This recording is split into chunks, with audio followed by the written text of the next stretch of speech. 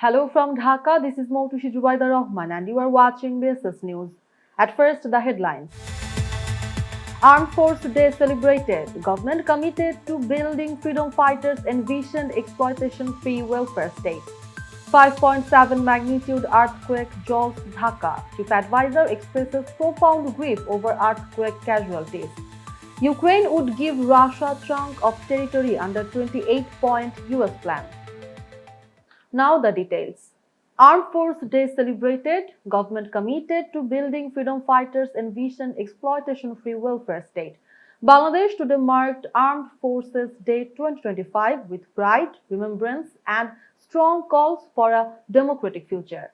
The day was observed on 21st November, honoring the historic moment in 1971 when the Army, Navy, and Air Force began joint operations during the Liberation War. At a reception at Senakunjo in Dhaka Cantonment, Chief Advisor to the Interim Government of Bangladesh, Professor Dr. Mohammad Yunus, said the upcoming national election will be a crucial chapter in Bangladesh's democratic transition.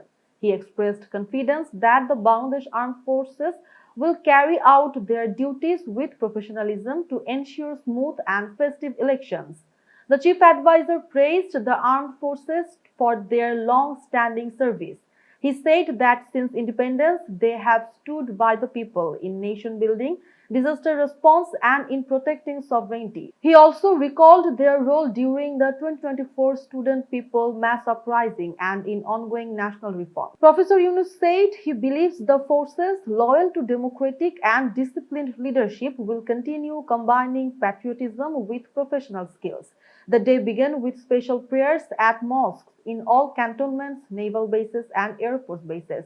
Prayers were offered for national prosperity and for the martyrs of the Liberation War. In the morning, President Mohammad Shahabuddin, who is also the Supreme Commander of the Armed Forces Division, and Chief Advisor Professor Dr. Mohammad Yunus placed wreaths at Shikha Anirban in Dhaka Cantonment. A smart contingent of the armed forces gave a guard of honor and a mournful tune was played on the bugle. Both dignitaries signed the visitors' book. The chiefs of the Army, Navy, and Air Force also laid wreaths at Shikha Anirban in memory of the martyred soldiers. Afterward, the chief advisor entered the Armed Forces Division, where he was received by the Principal Staff Officer Lieutenant General S.M. Kamrul Hassan and senior officers of the division.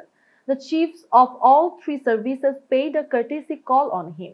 He then attended a reception for Gallantry Award recipients and their families at the Army Multipurpose Complex. A total of 101 people, including relatives of 7 Veer Shrestha and 93 other Gallantry Award holders, were present. During the meeting, the Chief Advisor adorned Army Chief General Waqaruzzaman with the Sena Bahini Padak SBP. He also unveiled the cover of the Bangladesh Armed Forces Training Compendium. At the reception, Professor Yunus said the government is committed to building a discrimination-free, exploitation-free, and welfare-oriented state as envisioned by the freedom fighters. He recalled the coordination operations launched on 21st November 1971, which accelerated the country's victory. He praised landmark wartime actions such as the Naval Commandos, Operation Jackpot, and the Kilo Flight air attacks. The chief advisor also paid respect to the martyrs of the 2024 July uprising. He said Bangladesh must now move forward with technological, economic, and social progress, ensuring an environment where young people can use their talent for nation building. He thanked the Armed Forces Division for honoring freedom fighters and expressed hope that welfare activities for them will continue. BNP chairperson and former Prime Minister Begum Khaleda Zia attended the Armed Forces Day reception at Senakunjo following medical board advice. She reached the event around 4:30 p.m. accompanied by senior BNP leaders. Armed Forces Day 2025 ended with respect for the past and hope for the future. With tributes to martyrs, recognition of freedom fighters, and calls for unity ahead of the national election, the day highlighted the enduring bond between the people of Bangladesh and their armed forces. 5.7 magnitude earthquake jolts Dhaka. Chief Advisor expresses profound grief over earthquake casualties. A 5.7 magnitude earthquake struck Dhaka and several other parts of the country at 10:38 this morning, according to the Bangladesh Meteorological Department. The epicenter was detected near Madhubdi in Norsingdi, about 30 kilometers east of the BMD's seismic center in Agargaon. However, the US Geological Survey reported a slightly different location, that is 14 kilometers west-southwest of Norsingdi at a depth of 10 kilometers. The quake lasted only a few seconds, but the impact was immediate. Across Dhaka, people rushed out of homes, offices, and commercial buildings in panic. Many areas saw temporary evacuations as a precaution. Although early updates mentioned no casualties, later reports confirmed that at least 5 people, including a child, have died in several districts due to building-related incidents. Almost 100 others, including Dhaka University students, factory workers in Gazipur, and residents of Norsingdi, have been injured. One of the most tragic incidents took place in Bongshal, Dhaka, where 3 pedestrians were struck by falling bricks from a 7-story building on KP Ghosh Street. They were taken to Mitford Hospital, where they were declared dead. Their identities were not immediately confirmed. The fire service received multiple reports from around Dhaka. An 8-story building in Armanitola's Koshaituli was initially reported collapsed, but inspection found no major structural damage. Only loose plaster and bricks had fallen. In Khilgaon, a person was injured by a falling brick from an under-construction building.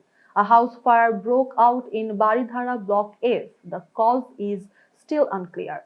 In Shutrapur, Shamibag, an 8-story building was reported to be leaning against another. A building inside the chief advisor's office compound was also checked, but no damage was found. Another 7-story building was reported collapsed in Kolabagan's Abed Khali Road. Fire service team rushed there and reported no casualties yet. In Gojaria, Munshiganj, a house caught fire and 2 fire units responded. Chief Advisor Professor Dr. Mohammad Yunus expressed deep shock over the deaths and injuries caused by quake-related incidents.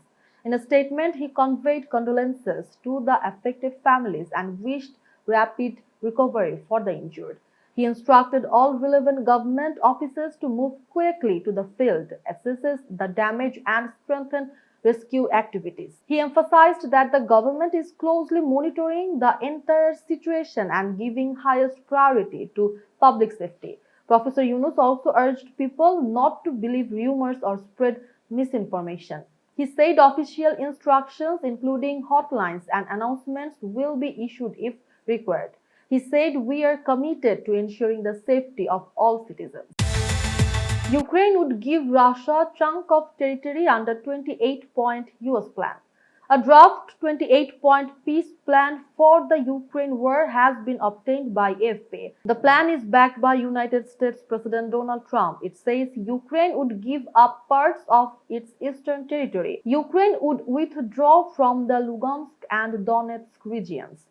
These regions, along with Crimea, would be recognized as de facto Russian, including by the United States. Kherson and Zaporizhia would be frozen along the current line of contact. Ukraine would pledge not to join the North Atlantic Treaty Organization.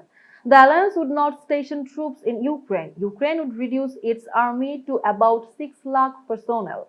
It would not receive Western peacekeepers. European fighters' jets would instead be placed in Poland. Russia would be readmitted to the G8 and receive sanctions relief. Sanctions would return if Russia invades again.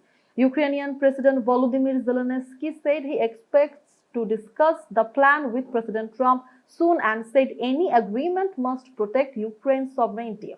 The White House rejected claims that Moscow helped draft the proposal. White House Press Secretary Caroline Leavitt said the president thinks the plan is good for both sides. The plan states that United States President Donald Trump would lead a peace council to oversee a ceasefire. Ukraine would also require to hold elections within 100 days.